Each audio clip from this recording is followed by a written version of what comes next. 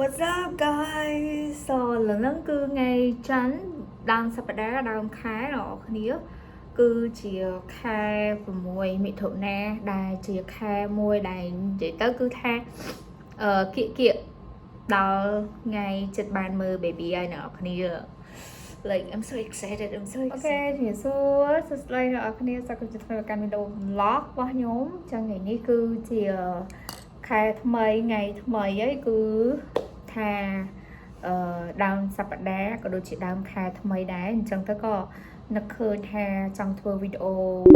monthly reset របៀបថាខែ6ហ្នឹងគឺយើងមានកម្រងអីគេខ្លះត្រូវធ្វើអីគេខ្លះព្រោះដោយសារតែខ្ញុំគឺជាមនុស្សម្នាក់ដែរ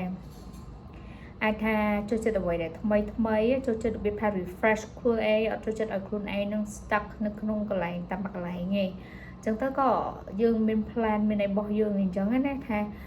សម្រាប់ដើមខែថ្មីនេះគឺយើងត្រូវធ្វើអីគេខ្លះដើម្បីឲ្យជីវិតយើងហ្នឹងវាលក្ខណៈថាមិនឲ្យដើររហេតរហូតដើរហិចចេះតែហិចហើប្រេះប្រាស់ទេ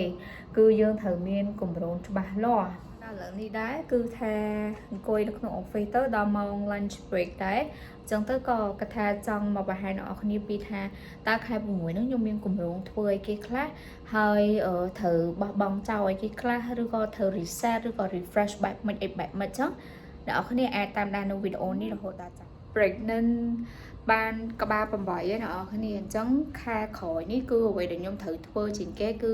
ទៅតាមដានអេកូកូនគាត់បាន34សប្តាហ៍ហើយសម្រាប់ខែនេះគឺត្រូវទៅអេកូគាត់ហើយទៅតាមដានពីសុខភាពគាត់ថាមានអាការៈអីបែបម៉េចឬក៏យើងអាចគិតថាតើការសម្រាប់របស់ខ្ញុំនឹងអាចធម្មជាតិបានដែរអត់ឬក៏យ៉ាងណាអញ្ចឹងណាអញ្ចឹងគឺទី1គឺខ្ញុំត្រូវទៅអេកូសម្រាប់ដើមខែថ្មីនេះអ្នកនរគ្នាហើយអញ្ចឹងទៅគឺត្រូវធៀមមែនតើហ្មងត្រូវតាមដានថែសុខភាពកូនត្រូវមើលចង្វាក់បេះដូងកូនត្រូវមើលអេកូថាតើគាត់មិនអីមិនសុខភាពគាត់បែបណាទឹកភ្លោះឬក៏អីបែបមិនហ្នឹងគឺវាគ្រប់គ្រាន់ដែរអត់អីអញ្ចឹងណាអញ្ចឹងទៅយើងនឹងទៅមើលនឹងធ្វើទាំងអស់គ្នាទៅមើលអេកូអ្នកនរគ្នាព្រោះដោយសារហ្នឹងហើយជាអ្វីដែលខ្ញុំត្រូវធ្វើដើមអ្វីដែលខ្ញុំត្រូវធ្វើទី2គឺខ្ញុំត្រូវអាចថាហាត់ប្រាណឲ្យបានទៀងទាត់ត្រូវធ្វើមិនដើម្បីឲ្យយើងអាចសម្រាប់ធម្មជាតិបាននិយាយទៅអាចថាមានភាគរយសម្រាប់ធម្មជាតិដែរអញ្ចឹងណាព្រោះដោយសារខ្ញុំ plan នឹងសម្រាប់ធម្មជាតិអ្នកនរគ្នាអញ្ចឹងហើយខ្ញុំគិតថាខ្ញុំគួរតែហាត់ប្រាណអីអញ្ចឹងទៅដើម្បីឲ្យកូនរបស់ខ្ញុំគឺគាត់អាចកើតស្រួលដែរទោះបីជាថាយើងធម្មជាតិឬក៏វះក៏ពេលដែលយើងហាត់ប្រាណទៅវាជួយយើងបានច្រើនដែរក្រៅពីសម្រាលអញ្ចឹងណាយើងអាចនឹងរឹងមាំលឿនឬក៏ជាសះលឿនពេលដែលយើងសម្រាលហើយចឹងទៅគឺទី2គឺត្រូវធ្វើការហាត់ប្រាណឲ្យបានច្រើនហើយសម្រាប់ខែមិថុនាឬក៏ជូននេះគឺខ្ញុំចង់ផលិតវីដេអូឲ្យបានច្រើនខ្ញុំនឹងរៀបចំដាក់ schedule ធ្វើមិនឲ្យវីដេអូរបស់ខ្ញុំនឹងគឺមានគេអ្នកមើល audience គឺគាត់ចាប់អារម្មណ៍ច្រើនចឹងខ្ញុំសង្ឃឹមថាអ្នកនរគ្នាកុំភ្លេចជួយ subscribe channel របស់ខ្ញុំម្នាក់មួយផងខ្ញុំនឹងព្យាយាមតាមដាននឹងមើលវីដេអូឡើងវិញព្រោះដោយសារតែខ្ញុំសល់ពេលតែមួយខែដែរនៅក្នុងការដែលខ្ញុំអាចនឹងប្រើទូរស័ព្ទបានព្រោះដោយសារខែ7ខែ8ទៅគឺខ្ញុំមិនអាចប្រើទូរស័ព្ទបានព្រោះដោយសារខ្ញុំនៅក្នុងកំឡុងពេលគេហៅ postpartum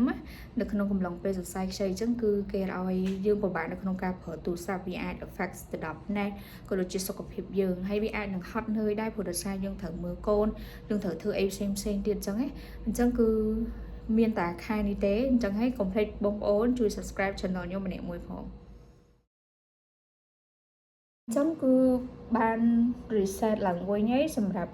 ខែ6ហ្នឹងគឺខ្ញុំមាន3ធំដែលខ្ញុំចាំបាច់ត្រូវធ្វើហ្នឹងហើយអ្វីដែលខ្ញុំត្រូវលុបចោល restart ឬក៏ refresh វាឡើងវិញគឺខ្ញុំចង់ឲ្យខ្លួនខ្ញុំហ្នឹងគឺអត់សូវ stress ច្រើនហើយលក្ខណៈថាព្យាយាមបំពេញការងារព្យាយាមហាត់ប្រាណអត់គិតអីច្រើនគឺរៀនទទួលយកការពិតឲ្យបានច្រើននឹងអាចថាអ្វីដែលយើងគិតថាគិតអវិជ្ជមានគឺខ្ញុំនឹង remove ចោលអ្នកនរគ្នាអញ្ចឹងនេះគឺជាអ្វីដែលខ្ញុំគិតថាខ្ញុំអាច refresh បានហើយខ្ញុំនឹងចាប់ផ្ដើមទាញអារម្មណ៍របស់ខ្ញុំឡើងវិញអារម្មណ៍បែប positive បែបវិជ្ជមានដើម្បីឲ្យនិយាយទៅជួយ affect ទៅដល់ baby អ្នកនរគ្នាចាស់សម្រាប់វីដេអូរបស់ខ្ញុំគឺមានតែប៉ុណ្្នឹងទេខ្ញុំសង្ឃឹមថាអ្នកនរគ្នាពេញចិត្តនៅវីដេអូមួយនេះកុំភ្លេចជួយ like ក៏ទៅជា subscribe ម្នាក់មួយផងហើយខ្ញុំចង់ដឹងថាតើអ្នកនរគ្នាមាន restart ឬក៏ refreshment អីគេខ្លះនៅក្នុងខែ6នេះចង់ធ្វើអីគេខ្លះអ្នកនរគ្នាអាច comment នៅខាងក្រោមដើម្បីចែកម្លែកឲ្យខ្ញុំបានដឹងផងជួបគ្នានៅវីដេអូក្រោយជម្រាបលាបាយបាយអ្នកនរគ្នា